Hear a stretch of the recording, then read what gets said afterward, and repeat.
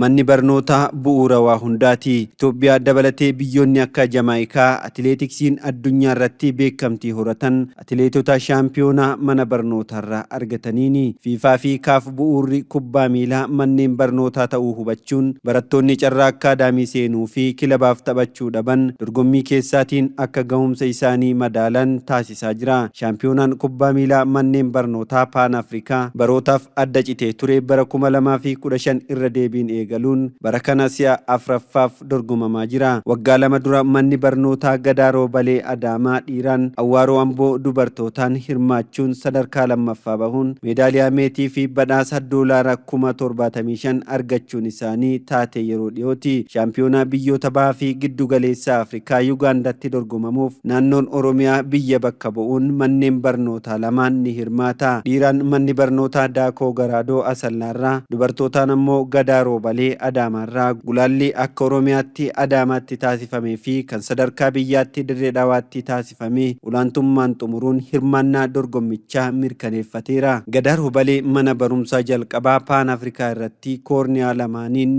hirmaateedha. Taphattoonni mana barumsaa Daakoo Garaadoo fi leenjisaan isaanii Habtaamuu Gazzaany carraa biyya bakka bu'uu argatanitti akka gammadan dubbataniiru. Naannoo Oromiyaa taaree sadarkaa biyyaatti darbu xiyyaa fi gammachuu guddaan dhaga'ama. Kanaan dura Oromiyaa bakka buunee Oromiyaa maqaa ol kaasnee argamsiisneerra. Sadarkaa biyya keessa bicha maqaa Oromiyaa bicha ol kaasnee hafu qofa osoo hin ta'inuu sadarkaa Itoophiyaattis sadarkaa Paan Afrikaa maqaa Itoophiyaattis ol kaasuu barbaanna. ያለው ስሜት በጣም ደስ ብሎኛል። ሚሪ ጅሩ ባዬ ነች ቶሌራ ቢየ ኬ bakka bu'uun waan ittiin boontudha. Akkuma nutti abdatan qabxii gaarii fiduuf abdii qabna. ሁለት አይነት ስሜቶች አሉ። Miira gosa lamaatu jira. Jalqaba leenjisaa gaafataatu yeroo hunda injifachuuf iddoo gaarii gahuuf waan gaarii galmeessuuf hojjetta. Sunnaaf milkaa'ee bakka kana gahuu kootti hedduun gammada. Inni biraa biyya guddoo Itoophiyaa jedhamtu bakka bu'uun anaa fi ijoolleen kunis miira addaatu nutti dhagahama. Kaayyoon isaanii zoonii bahaa fi giddu galeessa Afrikaa irraa tokkoffaa bahuun marsaa ittaanutti darbuudha. Akkuma argitan kan shaakala keenyas bifa addaatiin godhaa jira. Shaakalli keenya gar ji'ootatti deemaa jira eegii godhuu eegalle. Kanaaf maqaa biyya ol kaasuuf murannoo guddaa qabna. Kaayyoo guddaas hin qabnadhe abdii qaba. ያን ውድድር በሚመጥን መልኩ Bifuma dorgommii sana madaaluun shaakalaas turre. Qophiin keenyis gaariidha. Yugaandaa deemnee waan gaarii qabannee akka deebinu shaakalliin keenya akeektuudha. waan caafinnee marsaa ittaanutti darbuuf morkanna. በዚህ በፓን አፍሪካ ትምህርት ቤቶች ውድድር ላይ Dorgommii manneen barnootaa Paan Afrikaa irratti biyya kana waan boonsuu fi lammiilee ishee gammachiisu qabannee akka deebinu abdiin qaba.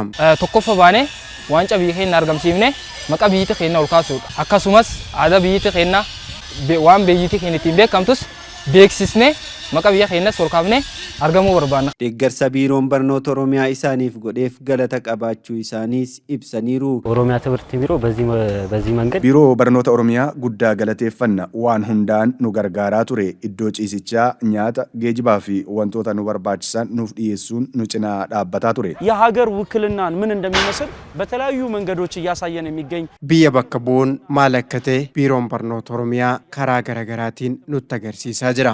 Akka naannootti dorgommii qopheessee Adaamaa irratti nu dorgomsiisaa ture. Dirree Dhawaa gaafa deemnes nu waliin ture. Ammas Yugaandaa deemuuf yeroo qophaa'aa turretti waan danda'e hundaan nu waliin jira.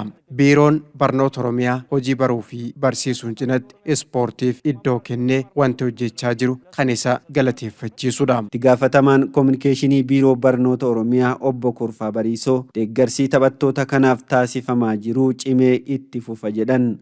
Akka biyyaatti ministeera barnootaatii fi ministeerri aadaa fi ispoortii Itoophiyaa wal quunnamsiifnee jirra. Isaanis amma deeggarsa itti fufaa jiran jecha. Deeggarsa keenya ammas amma ijoolleen kun deebi'anitti biraan hafu ammas achitti jecha.